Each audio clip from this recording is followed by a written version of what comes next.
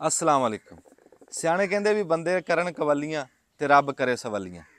साडे इत्थे ना मुल्क 'च एक नवां काम चलिया भी बंदे डेरे डंडियां दे उत्ते करोड़ां रुपये ला दिंदे, लखां रुपये ला दिंदे। आप चाहे बाहरले मुल्क बैठ, इत्थे बंदा अगले दिन वो कहंदा पता नहीं किन्ने लख दा मैं नक्शा बनवाया ते तू हिसाब ला भी वो किन्ने करोड़ चों घर बनूगा ते आखे साल च 10 दिन ही आना।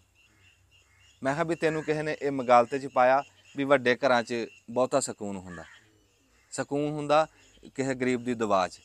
मैं भी तू एक घर बना ला अपना पूरा जिहा भी साल च तू 10 दिन ही आना तो इन्हां पैसों का कोई कारोबार कर दे, कोई 150 बंदे नूं कोई रोज़गार ला जाओ, उन्हां दा चुल्हा चलू, तेनों आपे दुआवां देणगे तेरे आपे ही। हाँ, छोटे घर च भी सकून बन जू।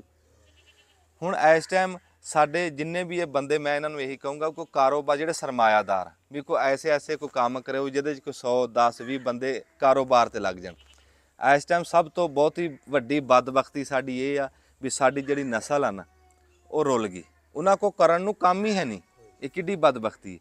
मैं जिहड़ी सरकार आ ना साडी बनी, मैं इस नूं भी यही कहूँगा भी ये रोज़गार दिओ सानूं, रोज़गार दे के तो फिर चाहे महंगाई कर लिओ है। हुण एक बंदा वो 16-17 हज़ार महीने का कमांदा ते 30 हज़ार उन्होंने बिल भेजता, वो कित्थों देना ते घर कित्थों चलाना। पहलां साडे बच्चिआं नूं रोज़गार दिओ ते फिर महंगाई भी कर लिओ ते या फिर सरकारी तौर ते साडे जिहड़े बच्चे बाहर भेजो। क्यों एजेंटां दे हिसाब च भेजे, वो बेचारे लुट्टे गए, पैसे भी किसी हत्थ ना आए तो वो बेचारे सड़कां ते रुल गए, वो भुखे सौंदे उत्थे, मावां तो दूर भी होए तो गल भी ना बने। सरकारी तौर ते या तो वीज़े दिओ, कोई वाली वारस तां होवे उन्हां दा।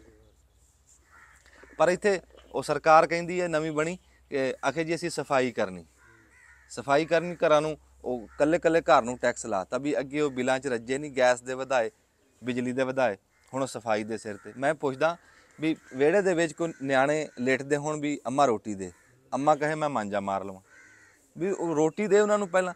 पर साडीआं ਇਹ ਇੱਥੇ सुननी किहने साडी है। ਇੱਥੇ ਤਾਂ ਜਿਹੜਾ भी आंदा ना वो ਪਹਿਲਾਂ ਆਪ ਦਾ ਸਿੱਧਾ ਕਰਦਾ।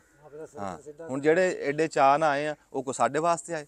ਇੱਥੇ ਤਾਂ ਉਹ ਹਿਸਾਬ आ, वो कोई बंदा ना बीमार होया तो डॉक्टर ने जवाब दे दिता, वो घरे आ गया, घरे आके अपनी जनानी नूं कहंदा भी मैं बचना कोई नहीं तो तू विआह कर ली तो आखे जिहड़ा मैं नवां सूट सवाया ना तो वह भी आखे अपने बंदे नूं दे दी।